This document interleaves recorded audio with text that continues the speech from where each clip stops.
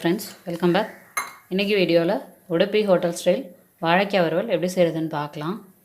அதுக்கு ஒரு சின்ன மசாலா ஒன்று ரெடி பண்ணிக்கலாம்.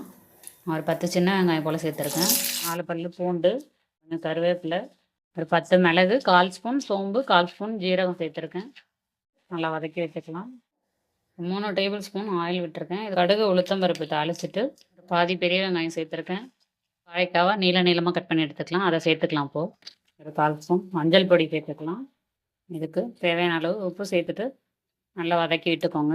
இப்போ இந்த வதக்கின வெங்காயத்து கூட 1 ஸ்பூன் குழம்பு மிளகாய்த்தூள் சேர்த்துருக்கேன். 2 ஸ்பூன் பொட்டுக்கடலை மாவு, இது 1/2 spoon Kashmiri red chilli powder. இதை சேர்த்து ஒரு சுற்று விட்டு எடுத்துகிட்டு வந்துடலாம். நம்ம அந்த மசாலாவை சேர்த்து கிளறி விட்டுக்கலாம். மல்லித்தழை சேர்த்து ஆஃப் பண்ணிடலாம். சூப்பரான உடுப்பி ஸ்டைல் வாழைக்காய் வறுவல் ரெடி. இது தயிர் சாதத்து கூடலாம் அட்டகாசமான காம்போவாக இருக்கும். கண்டிப்பாக நீங்களும் ட்ரை பண்ணுங்கள். Thank you friends.